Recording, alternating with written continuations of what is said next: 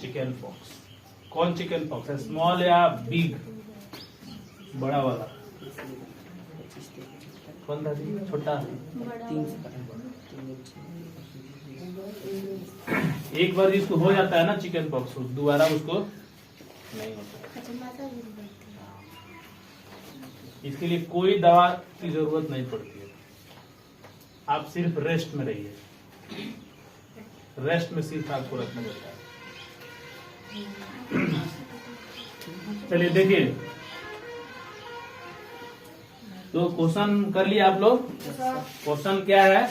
Question ये है कि एक चाप है, क्या है जी?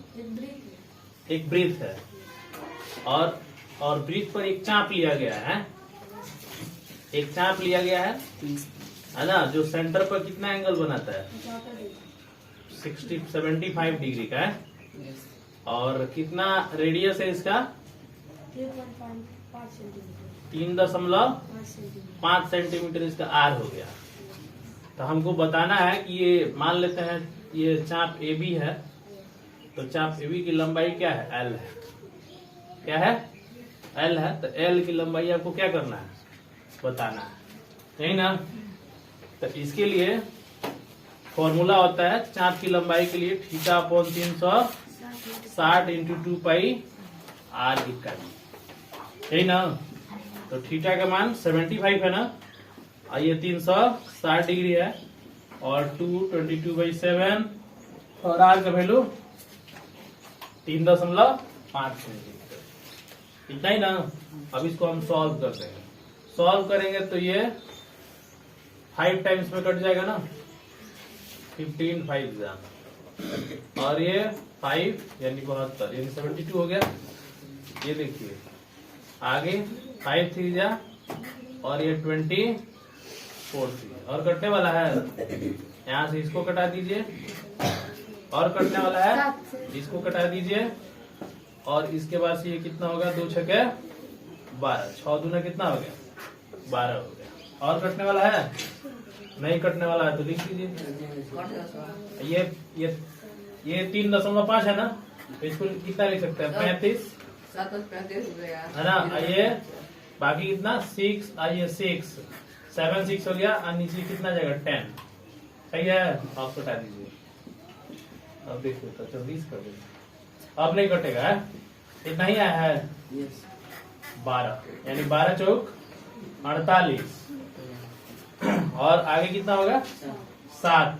तो ये कितना हो जाएगा? 12 6 72, 12 5 60, यानी 4.5, फिर 10 बचा ना, तो बराबर है 96। लगभग जो है आपका 4.58 सेंटीमीटर चाप की लंबाई होगी। है समझ में? तो थोड़ा दशमलव का भी जो है आदत हमको डालना चाहिए कि दशमलव का प्रश्न जो है हम कैसे करेंगे। यहाँ हमने कैसे लिख दिया? 10 कैसे लिख दिया? तो दशमलव के बाद एक अंक है ना, तो जब हम दशमलव हटाएंगे तो नीचे 1 पर एक 0 आ जाएगा। ठीक है, तो इस तरह से आपने ये क्लियर कर लिया कि कोई भी चाप है ना। चाप कहने का मतलब क्या होता है? चाप कहने का मतलब होता है कि यह जो होता है कि यह एक वृत्त के परिधि का टुकड़ा होता है। किसका टुकड़ा होता है? वृत्त के परिधि का टुकड़ा होता है। और आप जानते हैं कि हर वृत्त का अपना एक केंद्र होता है, वैसे ही चाप का भी अपना क्या होता है? एक केंद्र होता है। वैसे ही चाप का भी अपना एक केंद्र होता है समझ में? तो चाप का अपना एक केंद्र होता है। तो चाप जो होता है केंद्र पर क्या करता है? एक कोण का निर्माण करता है, जिसको क्या कहते हैं? थीटा। मान लेते हैं कि थीटा कोण का निर्माण करता है। ठीक है, तो आप देखेंगे कि हर चाप जो होता है एक वृत्त के परिधि का टुकड़ा होता है ना?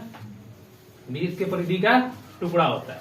तो जब इसका अपना एक केंद्र होता है, तो इस चाप के अकॉर्डिंग देखें यदि, तो एक वृत्त का निर्माण हो सकता है कि नहीं है? हो सकता है। तो अब यहाँ पर ये देखना है ना कि ये जो चाप है, ये केंद्र पर थीटा कोण तो बना रहा है, थीटा कोण तो बना रहा है, लेकिन इसके अंतर्गत आने वाला क्षेत्रफल आने वाला क्षेत्रफल कौन सा होगा। तो कैसे पता करेंगे, तो जो चाप है ना, उस चाप के दोनों सिरों को केंद्र से मिला देंगे।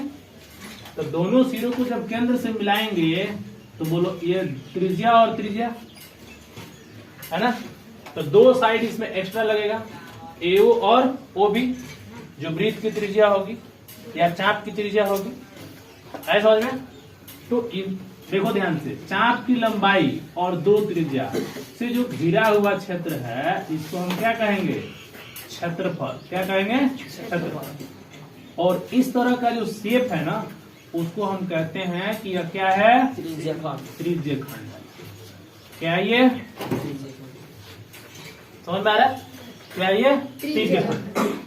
तो त्रिज्यखंड को अंग्रेजी में क्या बोलते हैं, सेक्टर बोलते हैं। क्या बोलते हैं, सेक्टर। देखो तो यहां से तो ये चीज हमने सीख लिया कि चाप AB की लंबाई, चाप AB की लंबाई यदि हमको निकालना है तो इसके लिए हमने फॉर्मूला लिख लिया, क्या, θ/360 × 2πr। तो इसमें तो कोई आपको दिक्कत नहीं है चाप की लंबाई निकालने में। लेकिन अब हमको क्या सीखना है कि इस चाप के अंतर्गत बने क्षेत्र का क्षेत्रफल बताइए। चाप के अंतर्गत बने क्षेत्र का क्षेत्रफल बताइए, यानी त्रिज्यखंड का क्षेत्रफल बताइए। इस तरह का जो शेप है वो क्या है, त्रिज्यखंड कहलाता है। कोई भी चाप ले लीजिए तो त्रिज्यखंड कहने का मतलब क्या हुआ, चाप के दोनों सिरों को केंद्र से क्या कर दीजिए, मिला दीजिए। तो जो ये क्षेत्र बनेगा, जो ये फिगर बनेगा, इसका नाम क्या होगा, त्रिज्यखंड। समझ में, क्या नाम होगा, त्रिज्यखंड। समझ में आ रहा है। तो हर त्रिज्यखंड का अपना एक क्षेत्रफल होता है। क्या होता है, क्षेत्रफल। ठीक है। तो हम लोग अब यही बात करने वाले हैं कि त्रिज्यखंड का क्षेत्रफल कैसे निकालेंगे। तो त्रिज्यखंड क्या है आपको समझ में आ गया, यानी सेक्टर क्या है आपको समझ में आ गया। चलिए अब आगे देखते हैं। अगला टॉपिक है त्रिज्यखंड का क्षेत्रफल। तो मान लीजिए कि एक चाप ले लिए, ठीक है, AB चाप ले लिया हमने, और चाप ले लिया, इसका अपना एक सेंटर है, केंद्र है, और अपना केंद्र है। तो यह जो है अपने अंतर्गत एक क्षेत्रफल बनाएगा, ठीक है, जिसका नाम, ये त्रिज्यखंड हो गया, ठीक है, एक क्षेत्रफल बनाएगा। जो क्षेत्र बनाएगा उस क्षेत्र का नाम क्या होगा, त्रिज्यखंड होगा, ठीक है। और हर चाप क्या करता है, सेंटर पर एक कोण अंतरित करता है, सबटेंड करता है। ऐसा समझ में, हर चाप क्या करता है, सेंटर पे एक कोण अंतरित करता है।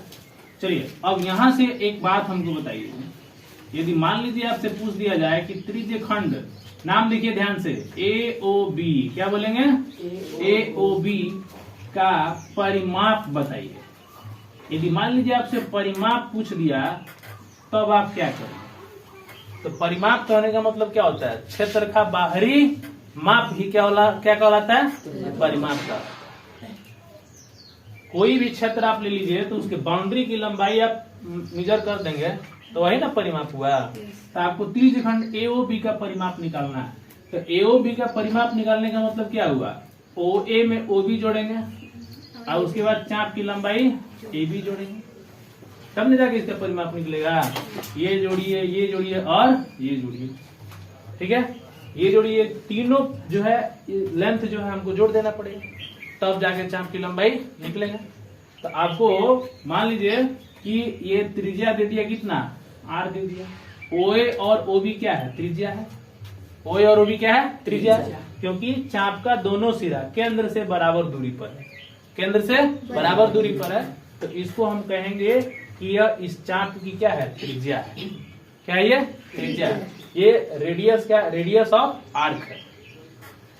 तो अब यहाँ पर गौर से देखें तो OA के लिए क्या लिखेंगे, R, OB के लिए कितना लिखेंगे, R, और AB के लिए कितना लिखेंगे, θ/360 × 2πr लिखेंगे ना। तो 2R प्लस ये कितना हो जाएगा, θ/180 इंटू कितना हो जाएगा, पाई। तो ये हो गया त्रिज्यखंड का परिमाप। आप चाहे तो इसको और छोटा कर सकते हैं, r कॉमन ले लीजिए तो 2 प्लस कितना हो जाएगा, r कॉमन ले लीजिए तो 2 प्लस 180 इंटू कितना हो गया पाई, नहीं हो गया। यही सॉल्व कर दीजिएगा तो त्रिज्यखंड का क्या निकल जाएगा, परिमाप निकल जाएगा। ठीक है, तो त्रिज्यखंड का परिमाप कहने का मतलब क्या हुआ कि रेडियस और चाप की लंबाई तीनों को ऐड कर दीजिए, त्रिज्यखंड का क्या निकल जाएगा, परिमाप निकल जाएगा। चलिए देखते हैं, अब निकालना है हमको त्रिज्यखंड का क्षेत्रफल। चलिए त्रिज्यखंड के क्षेत्रफल के बारे में हम लोग बात करते हैं, त्रिज्यखंड के क्षेत्रफल के बारे में हम लोग बात करते हैं। तो त्रिज्यखंड का क्षेत्रफल कैसे निकलेगा, चलिए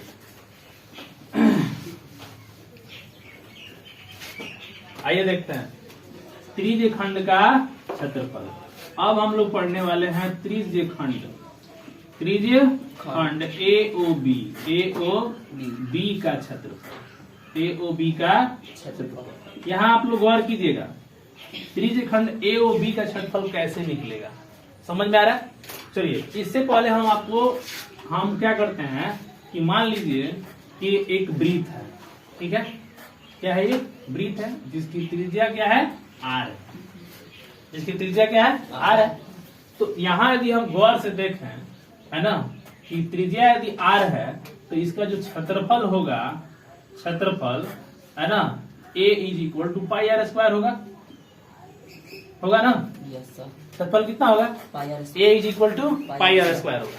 अब गौर से देखिए, तो पाई r स्क्वायर जो है इसको बनाने में कितना एंगल में बना है, 360 डिग्री में। कितना एंगल में बना है, 360 डिग्री में। सेंटर पर पूरा 360 बना है, तो 360 में पूरा क्षेत्रफल कितना है, पाई r स्क्वायर। ठीक है, उसी तरह से कि जैसे मान लीजिए कि यदि हम इस त्रिज्यखंड को देखें तो यह भी एक वृत्त का हिस्सा है। किसका हिस्सा है, वृत्त का। इसी त्रिज्या पर जो है यह क्या बन जाएगा, एक वृत्त बना लेगा ना, है, एक वृत्त बना लेगा। तो पूरा वृत्त में यदि हम पूरा वृत्त का यदि हम क्षेत्रफल देखें तो बोलो कितना होगा, पाई r स्क्वायर, है ना, पूरा वृत्त का बात करें। ठीक है, लेकिन हमको कितने पर निकालना है, थीटा पर। तो थीटा जो कोण है ना वो 360 का एक भाग होगा, 360 का एक भाग होगा। तो कितना भाग है, तो थीटा अपॉन 360 इंटू पाई r स्क्वायर। तो किसी भी त्रिज्यखंड का क्षेत्रफल निकालना हो तो त्रिज्यखंड का क्षेत्रफल क्या होता है, एक वृत्त के क्षेत्रफल का टुकड़ा होता है। जैसे चाप टुकड़ा होता है ना, वैसे ही वृत्त के क्षेत्रफल का ये त्रिज्यखंड का क्षेत्रफल भी एक टुकड़ा होता है। आया समझ में। तो पाई r स्क्वायर हो गया पूरे इंक्लूडिंग सर्कल का क्षेत्रफल हो गया, और बाकी कितने भाग में निकालना है, तो थीटा अपॉन 360। तो यही हो गया त्रिज्यखंड का वर्ग। समझ में आ रहा है। तो त्रिज्यखंड का क्षेत्रफल क्या होगा, थीटा अपॉन 360 गुणे पाई r स्क्वायर। समझ में आ रहा है। तो थीटा अपॉन 360 इंटू पाई r स्क्वायर वर्ग इकाई। लेकिन यदि हम पूरे वृत्त में यदि हम गौर से देखें, है ना, तो पूरे वृत्त में यदि हम गौर से देखें तो पूरे वृत्त में एंगल कितना है, 360। तो 360 पर कितना हो गया, पाई r स्क्वायर। तो थीटा पर कितना होगा, थीटा अपॉन 360 इंटू पाई r स्क्वायर। तो ये आपका निकल गया त्रिज्यखंड AOB का क्षेत्रफल। है समझ में। तो आपको ध्यान ये रखना है कि कोई भी चाप है और थीटा यदि वो सेंटर पर अपने सेंटर पर थीटा कोण बनाता है और यदि इसकी त्रिज्या r है ना, तो चाप तो त्रिज्यखंड का क्षेत्रफल कितना हो जाएगा, थीटा अपॉन 360 इंटू पाई r स्क्वायर वर्ग इकाई। समझ में आ रहा है, इतना वर्ग इकाई हो जाएगा। कोई दिक्कत यहाँ तक। तो इस तरह से जो है हम त्रिज्यखंड का क्षेत्रफल निकाल लेते हैं, समझ में। लेकिन अब यहाँ पर ये सोचना है कि त्रिज्यखंड दो तरह का होता है, एक लघु त्रिज्यखंड होता है और एक दीर्घ त्रिज्यखंड होता है। समझ में। यदि थीटा जो है मान लीजिए 180 डिग्री से कम है, 180 डिग्री से कम है तो लघु में चला जाएगा, और थीटा 180 डिग्री से ज्यादा है तो किस में चला जाएगा, दीर्घ में चला जाएगा। समझ में, किस में चला जाएगा, दीर्घ में चला जाएगा। तो इस पर थोड़ा सा यदि हम विचार कर लें, है ना, इस पर थोड़ा सा यदि हम विचार करें तो क्या देखने वाले हैं? तो ये देखने वाले हैं कि जैसे मान लीजिए कि कोई वृत्त है, ठीक है, और एक चाप इसमें से इंक्लूड कर लेते हैं जो ये क्या करता है, सेंटर पर थीटा कोण बनाता है। ये ए बी हो गया और ये ओ हो गया। तो यहां पर देखें यदि तो त्रिज्यखंड ए ओ बी जो त्रिज्यखंड है इसको हम कहेंगे कि यह लघु त्रिज्यखंड है। क्या ये लघु त्रिज्यखंड है, लघु त्रिज्यखंड है, ठीक है। लेकिन इसके बाद का जो क्षेत्र है ना, ये पूरा वाला एंगल कितने में बना है, 360 माइनस थीटा में। तो इस क्षेत्र का जो नाम होगा इसको हम कहेंगे दीर्घ त्रिज्यखंड। क्या कहेंगे इसको? दीर्घ त्रिज्यखंड। ऐसा समझ में? तो लघु त्रिज्यखंड का क्षेत्रफल क्या होगा और दीर्घ त्रिज्यखंड का क्षेत्रफल क्या होगा? तो इसके हिसाब से चलें तो नॉर्मली त्रिज्यखंड का तो क्षेत्रफल यही है, theta upon 360 into pi are square. लेकिन अब थीटा चेंज कीजिए, उसके अनुसार आपको दीर्घ और लघु मिल जाएगा। ऐसा समझ में?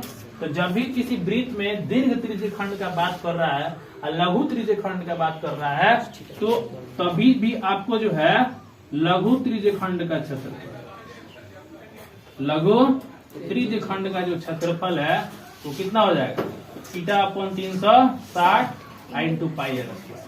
सेम आ जाएगा कि नहीं? लघु कब कहेंगे इसको? तो ये बात आपको क्लियर हो गया है ना। अच्छा, इसके बाद मान लीजिए आपको दीर्घ त्रिज्यखंड का क्षेत्रफल पूछ रहा है।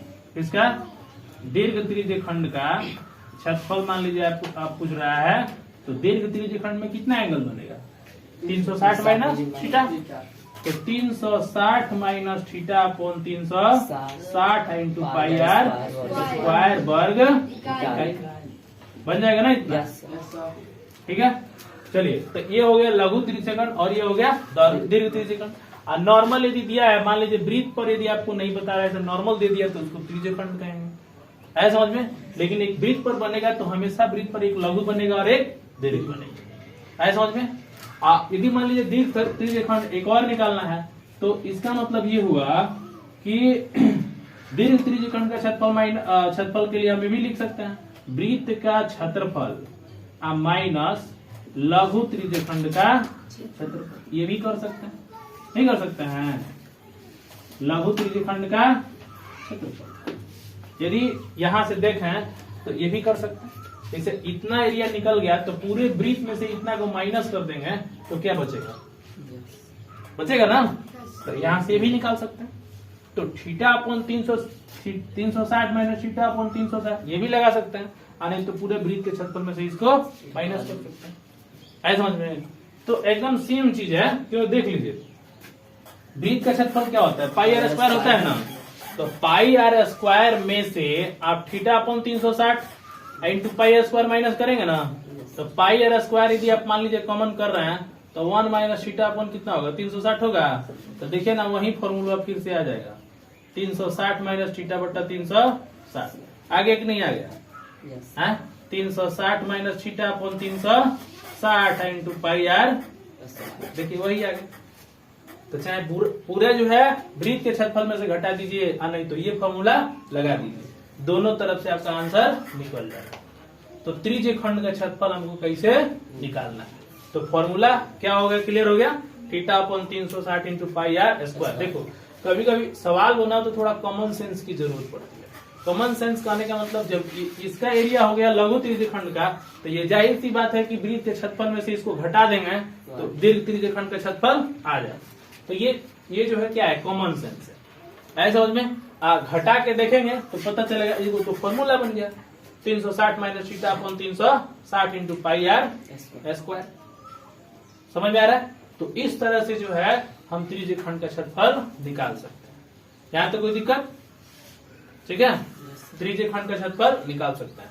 कभी कभी अब देखो, यदि थीटा का मान 90 दे दिया ना, तो ये त्रिज्यखंड को हम त्रिज्यखंड का एक दूसरा नाम दे देते हैं, क्या, चतुर्थांश। क्या नाम देते हैं, चतुर्थांश। क्यों? क्योंकि यह वृत्त का 1/4 हिस्सा हो जाता है। 90 डिग्री कहने का मतलब क्या हुआ, 1/4, 90 बटा 360 कीजिएगा तो 1/4 आएगा ना। तो 1/4 आ जाता है ना। तो कभी कभी मतलब ये भी दिमाग में आ जाता है या सवाल में भी आ जाता है कि चतुर्थांश का क्षेत्रफल बताएं। किसका क्षेत्रफल बताएं? चतुर्थांश का क्षेत्रफल बताएं। तो चतुर्थांश कहने का मतलब क्या हुआ? पूरे वृत्त का 1/4वां हिस्सा। पूरे वृत्त का 1/4वां हिस्सा क्या हो जाएगा? चतुर्थांश का क्षेत्रफल हो जाएगा। है समझ में? तो चतुर्थांश का क्षेत्रफल हम कैसे करें? चतुर्थांश कब कहेंगे? जब त्रिज्यखंड में थीटा का मान कितना डिग्री हो जाए? 90 डिग्री हो जाए, तो उसको हम चतुर्थांश कह देंगे। है समझ में? लेकिन मान लीजिए कि यदि थीटा का मान 180 डिग्री हो गया तब क्या कहेंगे? हाँ, तब क्या कहिएगा बताइए? यदि थीटा का मान 180 डिग्री हो गया तब क्या कहिएगा? क्षेत्रफल का आधा, यानी अर्धवृत्त बन जाएगा। तो यहाँ पे ये सोचना है, यदि थीटा 180 डिग्री हो जाए तो फिर क्या बन जाएगा? अर्धवृत्त बन जाएगा। तो अर्धवृत्त का मतलब πr² से डिवाइड कर दीजिए। नहीं समझ में आया? तो इस तरह से जो है हम प्रश्नों को हल करते हैं इसमें। तो त्रिज्यखंड का क्षेत्रफल क्लियर हुआ। ठीक है। अब मान लीजिए कि एगो घोड़ा को क्या करते हैं ना, एक खेत के कोना पर बांध देते हैं रसरी में, है ना। मान लीजिए कि आप वहीं को बांध देते हैं, गर्दन में रसरी लगा के, है ना, बांध देते हैं एगो कोना पर, कहते हैं कि बाबू चलो, है ना। ठीक है ना। मान लीजिए ज्यादा बदमाशी कीजिएगा, है ना, तो घर के बाहर नहीं जाने देंगे। तो नहीं जाने देने का मतलब आपको बांध देंगे रसरी में। जितना रसी रहेगा उतने दूर में रहिएगा। है? तो क्या होता है ना कि अक्सर जो है कोई बैल चराता है, चाहे गाय भैंस बकरी को चराता है, तो उसका एक निश्चित लंबाई रख देता है रसरी का, कि जइहन तक कहाँ जाइए, इतने दूर में रहिए। तो कितना दूर में रहिए यह क्षेत्रफल निकालने के बाद, जैसे मान लीजिए कि एक वर्ग है, क्या है? ये वर्गाकार खेत हो गया। कैसा खेत हो गया जी? वर्गाकार खेत हो गया। आए समझ में? और मान लेते हैं इसकी भुजा a सेंटीमीटर। कितना सेंटीमीटर है? a सेंटीमीटर है। तो चारों तो बराबर होगा ना। अब हम क्या करते हैं ना कि एक कॉर्नर पर, है ना, एक खूंटा गाड़ देते हैं। ठीक है। और उस खूंटे में क्या करते हैं कि एक घोड़ा को एक रस्सी में बांध देते हैं। ठीक है। एक रस्सी में बांध देते हैं। मान लीजिए कि ये है रस्सी है और इसमें क्या बन गया? घोड़ा। घोड़ा बन गया, है ना। अब आप बताइए कि यदि रस्सी का एक निश्चित लंबाई दे देता है r, है ना, तो अब आपको ये बताना है कि यह घोड़ा जो है कितने क्षेत्र में घास चरेगा। कितने क्षेत्र में घास चरेगा? तो ये यही ना रस्सी है। तो इस रस्सी के अकॉर्डिंग यदि आप देखें, इसको यदि आप इस रस्सी को लेके पूरा एक आर्क खींचना चाहें, चाप खींचना चाहें, तो बोलो ऐसा बनेगा क्या? खेत का ये लिमिट हिस्सा है, ये लिमिट हिस्सा, इसे न बाहर जाना है न इससे बाहर जाना, इसी के अंतर्गत घोड़ा को रहना। तो कितना क्षेत्र में घास चलेगा? यही वाला ना, यही वाला क्षेत्र है जिसमें घोड़ा घास चरेगा। तो अब घोड़े के द्वारा क्या बनेगा? घोड़े के रस्सी के द्वारा एक त्रिज्यखंड का निर्माण होगा, है, त्रिज्यखंड का निर्माण होगा, और इसी त्रिज्यखंड के क्षेत्रफल में घोड़ा घास चरेगा। है समझ में? तो अब यहाँ पर ये तो वर्ग है, तो वर्ग का हर कोण कितना डिग्री होता है? प्रत्येक कोण 90 डिग्री होता है ना। तो इसका मतलब ये हुआ कि जो है, इसका मतलब ये हुआ कि घोड़े द्वारा चरे गए खेत का क्षेत्रफल। एक वर्गाकार खेत है तो पूरा थोड़ी चल रहा है ना। तो पूरा नहीं चढ़ रहा है, तो कितना चल रहा है ये? तो 1 चतुर्थांश बन जाएगा ना ये। तो 1/4 πr², यही क्षेत्र बनेगा ना उसका। घोड़े द्वारा चरे गए खेत का क्षेत्रफल क्या होगा? 1/4 πr², वर्ग इकाई। बोलो होगा कि नहीं होगा? है। अब जो है इतना आपका ये क्लियर हो गया। अब पूछा जाए कि बताइए कितना क्षेत्र खाली है, तो कितना क्षेत्र खाली है? तो पूरे वर्ग के क्षेत्रफल में से ये क्षेत्रफल माइनस कर देंगे। नहीं माइनस कर देंगे, है ना, तो पता चल जाएगा। आपने वो देखा होगा गाड़ी का जो शीशा साफ करने वाला होता है ना, ठीक है, जिसको वाइपर बोलते हैं, क्या वाइपर, शीशा साफ करने वाला होता है। तो मान लीजिए कि ये मान लीजिए कि आगे गाड़ी का शीशा है ना, और वाइपर कहाँ लगा है, यहाँ लगा है ना, वो इधर से लगा रहता है, दोनों ओर से देखिएगा लगा रहता है ना। तो शीशा जो साफ करेगा वो कितना साफ करेगा, इसके अंतर्गत में इतना साफ करेगा और इसके अंतर्गत में इतना साफ करेगा, ऐसा समझ में। तो इस पर भी प्रश्न आ जाता है, ऐसा समझ में। और एनसीईआरटी में इसको प्रश्न है, ठीक है, कि वाइपर जो है कितने क्षेत्र का जो है क्षेत्रफल को साफ कर देगा। समझ में आ रहा है, कोई दिक्कत यहाँ तक? तो इस तरह से जो है हम त्रिज्यीय खंड का क्षेत्रफल निकालेंगे। तो एक पार्ट हम लोग क्लियर किए, त्रिज्यीय खंड का क्षेत्रफल। तो क्या आपको कॉन्सेप्ट याद रखना है कि कोई भी चाप है, कौन है जी, ठीक है, कोई भी चाप है तो हर चाप क्या करता है, हर चाप का अपना एक केंद्र होता है, याद रखना है। और हर चाप क्या होता है, अपने केंद्र पर एक कोण बनाता है ना।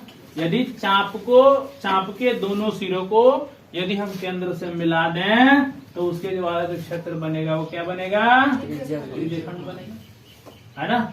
और उस क्षेत्र का क्षेत्रफल क्या होगा, त्रिज्यीय खंड का क्षेत्रफल होगा। और त्रिज्यीय खंड का क्षेत्रफल क्या कहता है कि θ/360 इंटू पाई आर स्क्वायर वर्ग इकाई, आया समझ में, वर्ग इकाई। तो दिक्कत यहाँ तक, यही फॉर्मूला आप लोग को याद है। अब जैसा जैसा एंगल कहेगा वैसे वैसे आपको क्या करना है, त्रिज्यीय खंड का क्षेत्रफल निकालना।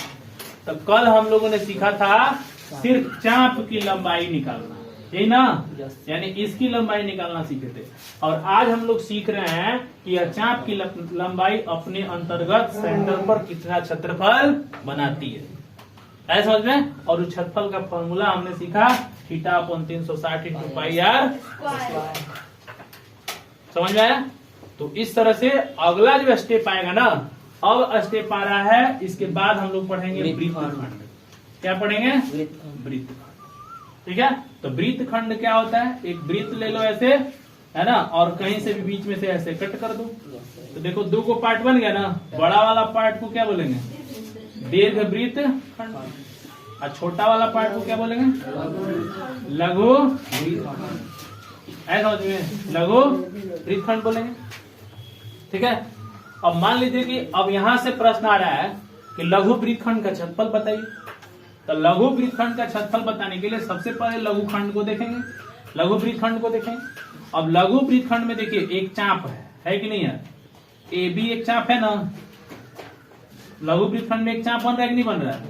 और इस चाप को यदि सेंटर से मिला दिया जाए तो बोलिए एक त्रिज्यीय खंड बना कि नहीं बना, एक यहाँ कोण बना कि नहीं बना, बोलो बना क्या। तो यदि आप थोड़ा सा कॉमन सेंस लगाइए कि इस लघु वृत्तखंड का क्षेत्रफल निकालना होगा तो आप क्या करेंगे,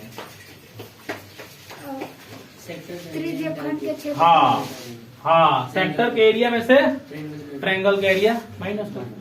यानी देखो कभी भी ये चीज देखा जाता है ना कि इसमें हमको क्या क्या आता है। मान लो कि ऐसा तो कोई फिगर आपको बताया नहीं गया कि इसका एरिया निकालने का कोई फॉर्मूला है, नहीं ना, कोई फॉर्मूला नहीं है। तो आपको फॉर्मूला क्या है, कि जो त्रिज्यीय खंड का क्षेत्रफल है इसका फॉर्मूला तो हमको आता ही है। अब बाकी बच गया त्रिभुज, त्रिभुज का क्षेत्रफल। तो दोनों को यदि माइनस कर दें तो हमारा किसका फॉर्मूला आ जाएगा, वृत्तखंड, है समझ में। तो सीधा सीधा कहानी ये है कि लघु वृत्तखंड का क्षेत्रफल, लघु वृत्तखंड का क्षेत्रफल बराबर हम लिख सकते हैं क्या, कि लघु त्रिज्यीय खंड का क्षेत्रफल माइनस त्रिज्यीय खंड का क्षेत्रफल माइनस संगत त्रिभुज का, नहीं लिख सकते हैं, संगत त्रिभुज का क्षेत्रफल। तो थोड़ा सा इसमें कॉमन सेंस चाहिए, ठीक है। लघु त्रिज्यीय खंड का क्षेत्रफल माइनस संगत त्रिभुज का क्षेत्रफल।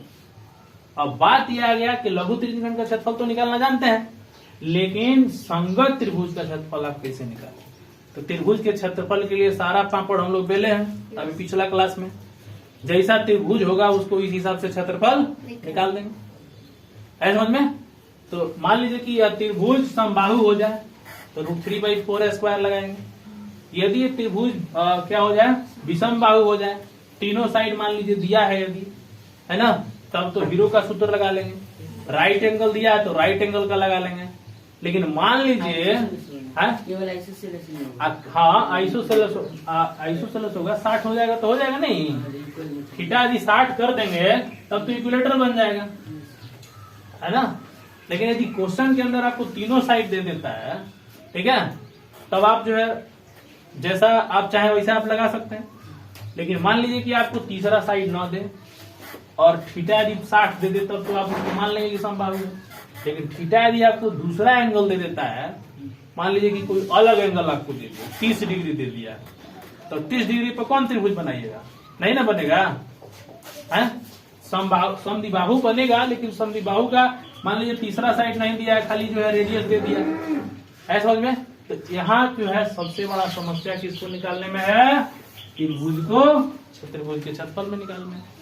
यदि 60 दे दिया तब तो आसान है, थीटा यदि 60 कर दिया तब तो ये क्या बन जाएगा, इक्विलेटरल बन जाएगा। इक्विलेटरल बन जाएगा तो आसान है। लेकिन 60 के अलावा यदि दूसरा एंगल दे देता है तब हम क्या करेंगे, है ना। तो 60 के अलावा दूसरा एंगल देगा तब आपको जो है कुछ उसको अलग तरीके से निकालना पड़ेगा। तो एक पॉइंट आपको याद रखना है, ध्यान दीजिएगा, पॉइंट आपको ये याद रखना है कि किसी त्रिज्य खंड में, गौर से देखिए, किसी त्रिज्य खंड में, है ना, त्रिज्य खंड में चाप के अंतर्गत जो ट्रायंगल बनता है, ये ना है, यदि ट्रायंगल का ट्रायंगल बनता है, ठीक है, और यह चाप केंद्र पर कितना एंगल बना रहा है, थीटा, और रेडियस यदि r है तो इस त्रिभुज का क्षेत्रफल निकालने के लिए एक फॉर्मूला यूज करते हैं जिसका नाम है 1/2r² साइन, ऐसा समझ में, 1/2r² साइन थीटा, समझ में आया। तो इस फॉर्मूला से हम त्रिभुज का क्षेत्रफल निकाल लेंगे। यदि आपको थीटा पता है तब, लेकिन आप याद रखिए आपको थीटा कितना पता है, 0 पता है, 30 पता है, 45 पता है, 60 पता है, 90 पता है, इतना ही ना पता है। तो इतना एंगल आ जाएगा तो आपको निकालने में कोई दिक्कत नहीं होगा। लेकिन इसके अलावा 120 दे दिया तब आपको दिक्कत हो जाएगा कि नहीं हो जाएगा, क्योंकि आपने साइन 120 का मान पढ़ा ही नहीं है, आप तो 90 तक ही पढ़े है ना। तो आपको यदि 60 दे देगा तब कोई लगाने की जरूरत नहीं है, सीधे इक्विलेटर लगा देंगे। लेकिन इसके अलावा कोई दे रहा है तो फिर हमको ये करना पड़ेगा, ऐसा समझ में, ये करना पड़ेगा। तो इस हिसाब से फॉर्मूला होता है त्रिज्य खंड का क्षेत्रफल, त्रिज्य खंड के अंतर्गत त्रिभुज का क्षेत्रफल का फॉर्मूला हो गया 1/2r² साइन थीटा, समझ में आ गया, r² 1/2r² साइन थीटा।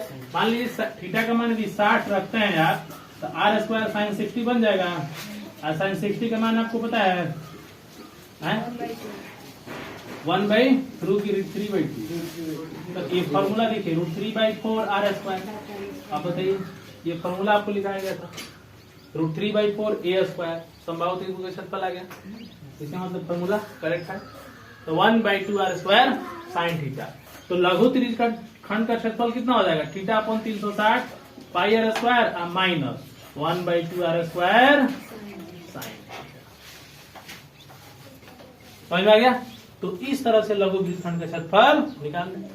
अब बात बताइए, लघु वृत्तखंड आ गया तो दीर्घ वृत्तखंड में दिक्कत है नहीं, तुरंत पूरे एरिया में से हम क्या करेंगे, लघु वृत्तखंड के क्षेत्रफल को माइनस करेंगे, ठीक है। तो इस पर जो है क्वेश्चन भी एग्जाम में आता है और एनसीईआरटी में भी प्रश्न इस पर दिए गए, ठीक है। कोई दिक्कत यहाँ तक समझ में आया सबको, क्वेश्चन लिखे।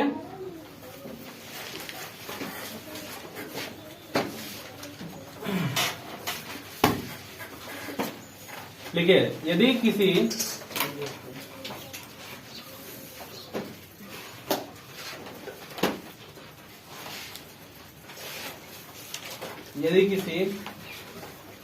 चाप के अंतर्गत केंद्र पर बना कोण हो गया, 60 डिग्री है, 60 डिग्री है, हो गया 60 डिग्री है, तथा चाप की त्रिज्या 7 सेंटीमीटर है, 7 सेंटीमीटर है, तो त्रिज्य खंड का क्षेत्रफल बताइए। तो त्रिज्य खंड का क्षेत्रफल बताइए। तो बने त्रिज्य खंड का क्षेत्रफल बताइए।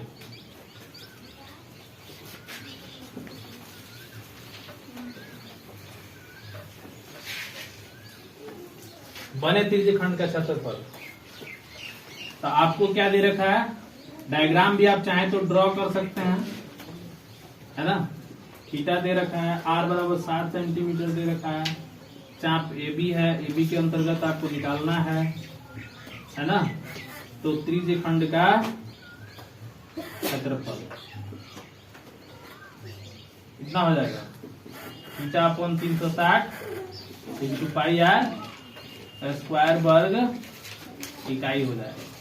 तो थीटा का मान कितना डिग्री दिया है, 60 डिग्री, 60 रख दीजिए, 60 अपॉन 360 इंटू पाई का मान 22/7 और आर का मान 7 का स्क्वायर।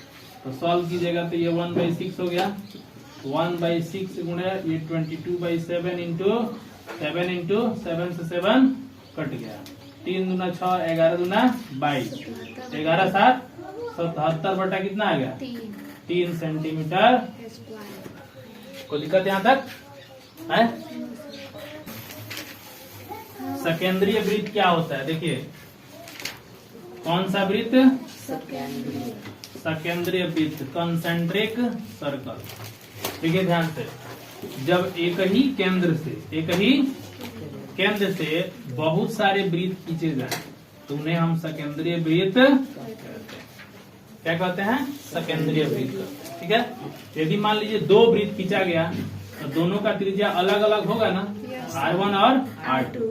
यदि मान लीजिए कि इनके बीच का ये क्षेत्रफल निकाला जाए, पता है इसको क्या बोलते हैं, वलय।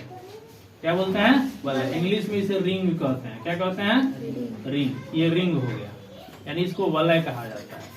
ठीक है, तो वलय का क्षेत्रफल यदि आपको निकालना है, वलय का क्षेत्रफल, गौर कीजिए, वलय का क्षेत्रफल आपको निकालना है तो बड़े वृत्त का क्षेत्रफल माइनस छोटे वृत्त के क्षेत्रफल को कर देंगे, पाई R2 square minus pi R1 square, यानी पाई कॉमन कीजिएगा तो R2 minus R1, R2 minus R2 square minus R1 square, यानी इसको एक बार जोड़िए और एक बार हटा दीजिए। आया समझ में, R1 वर्ग इकाई। जरा जल्दी से इसको नोट कर लीजिए, सकेंद्रीय वृत्त। सकेंद्रीय वृत्त नोट कीजिए,